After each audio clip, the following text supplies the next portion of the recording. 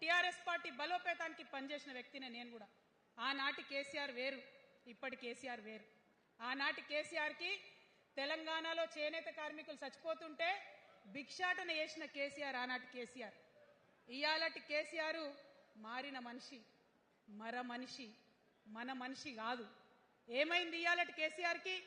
హైడ్రాల ఇల్లు కూలిపోతుంటే అరుస్తున్నారు, అన్నా ఎక్కడున్నావు రా, వచ్చిండ్రా? రాలే. వెలుగుమట్ల ఇల్లు కూలితే వచ్చిండ్రా? రైతులకు వర్ష బీభత్సమై మొత్తం పొలాలు మునిగిపోతే వచ్చిండ్రా? చేవెళ్ల దగ్గర బస్ యాక్సిడెంట్ అయితే వచ్చిండ్రా? ఎక్కడ చిన్న కష్టం వచ్చినా ప్రజలకు ఆ సారు రారు, ఆ సారు రారు.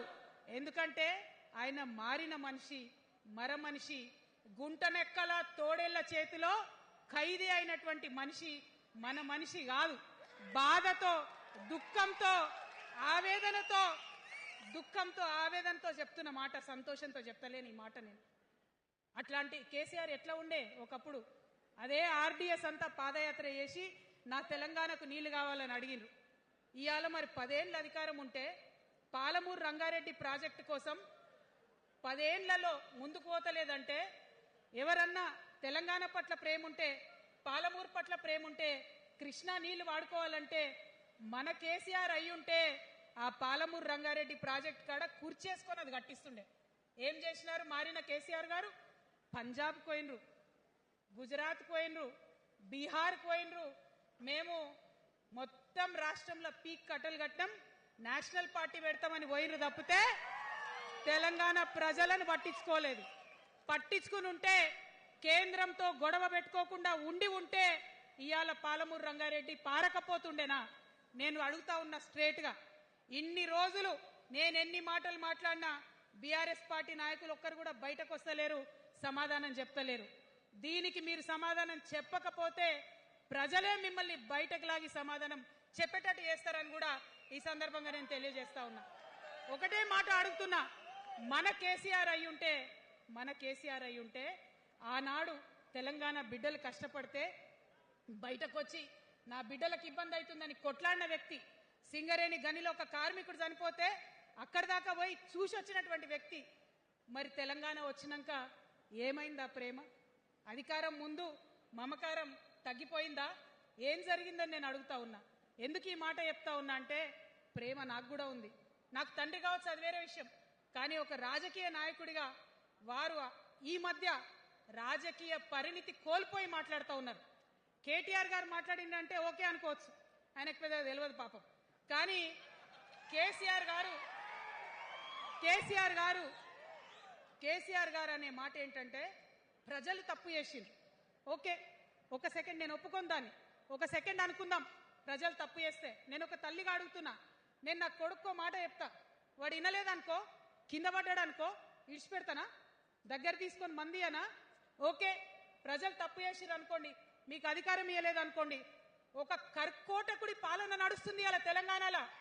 ఇబ్బంది పడుతున్నారు ప్రజలు, గోసపడుతున్నారు, ఏడుస్తున్నారు.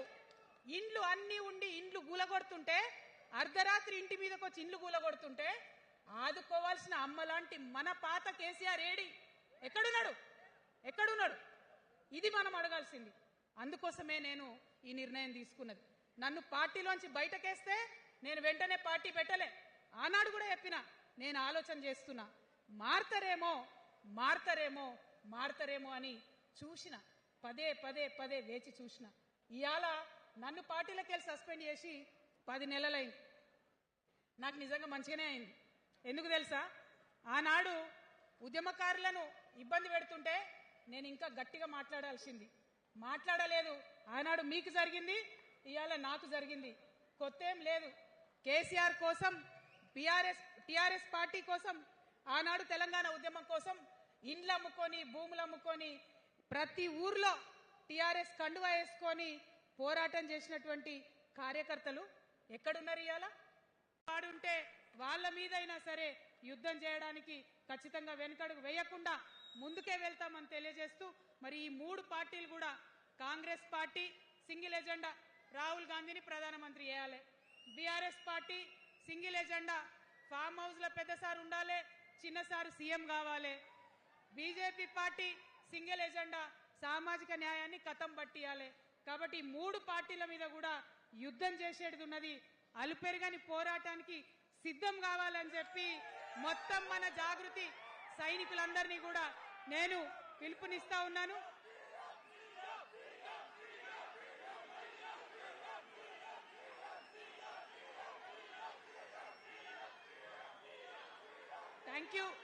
Thank you.